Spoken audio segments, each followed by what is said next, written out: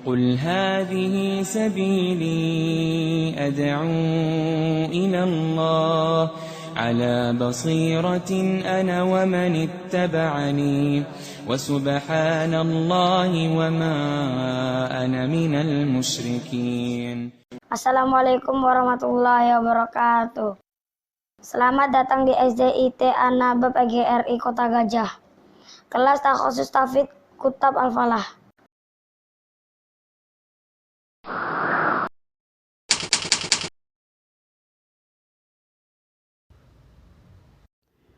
Bismillahirrahmanirrahim. Assalamualaikum warahmatullahi wabarakatuh. Alhamdulillahilladzi arsala rasulahu bil huda wa dinil haqq liyudhhirahu 'alad dini kullihi walau karihal musyrikun. Amma ba'd. Adik-adik yang rahmati Allah Subhanahu wa taala, kaifa halukum? Mudah-mudahan adik-adik sekalian tetap dalam kesehatan dan taufik dari Allah Subhanahu wa taala. Adik-adik yang rahmati Allah, pada pertemuan kali ini kita akan melanjutkan pelajaran kita, yaitu akidah. Sekarang kita masuki pelajaran ketiga, yaitu tugas Rasul. Adik-adik yang rahmati Allah Subhanahu wa taala, tahukah apa itu tugas para Rasul? Mari kita simak bersama-sama firman Allah Subhanahu wa taala. Ya ayyuhar rasul, balligh ma unzila ilaika mir rabbik.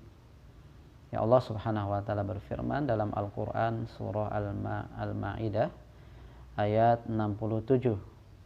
Ya ayyuhar rasul, wahai Rasul, balligh ma unzila ilaika, sampaikan apa yang diturunkan mir rabbika, Tuhanmu, kepadamu. Ini perintah Allah Subhanahu wa taala kepada para utusannya, yaitu untuk menyampaikan risalah yang datang dari Allah Subhanahu wa taala.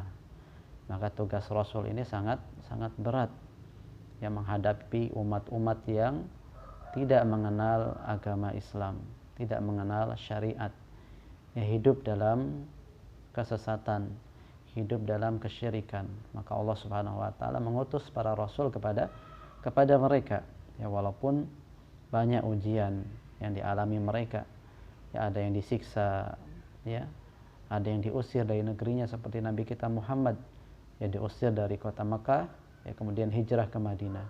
Ada juga yang dibunuh oleh kaumnya. Ya, maka tugas para rasul amatlah berat. Ya, di antara tugas para rasul yang lain, ya, sebagai berikut. Ya, di antara tugas para rasul yang lain sebagai berikut. Yang pertama, menyampaikan dan mengajarkan wahyu, yaitu Al-Quran. Ya, jadi tugas Rasul, terkhusus Nabi Muhammad SAW yang kita bahas, tugasnya adalah menyampaikan wahyu dari Allah Subhanahu wa taala kepada umatnya. Ya, dan Rasul telah menyampaikan itu seluruhnya. Kemudian yang kedua, membimbing manusia untuk mengenal Allah. Tugas Rasul juga membimbing manusia, membimbing umatnya untuk mengenal Allah Subhanahu wa taala, ya.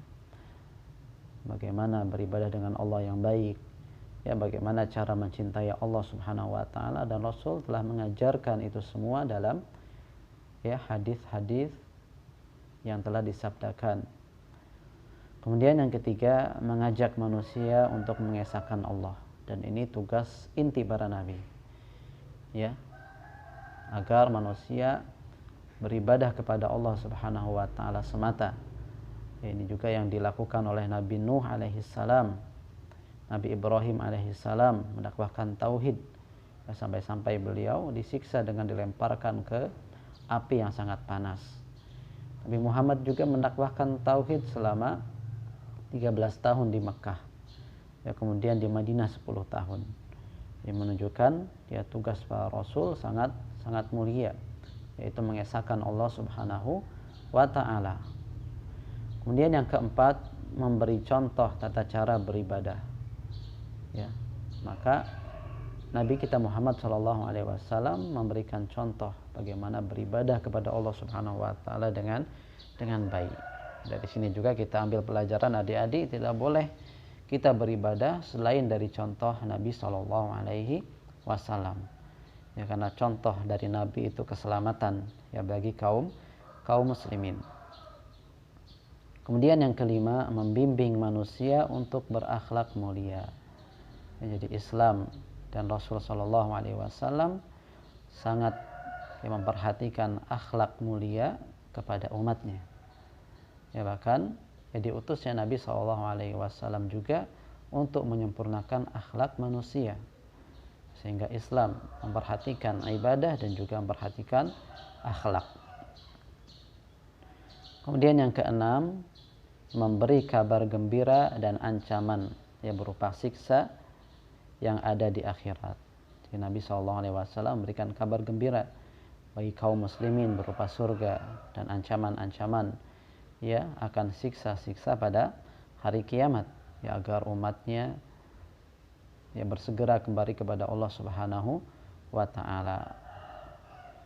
Adik-adik yang rahmati Allah Subhanahu wa taala, ya demikian beberapa poin yang dapat kita pelajari pada pertemuan ya kali ini. Semoga bermanfaat. Subhanakallahumma bihamdika asyhadu an la ilaha illa anta astaghfiruka wa atubu ilaik. Wassalamualaikum warahmatullahi wabarakatuh.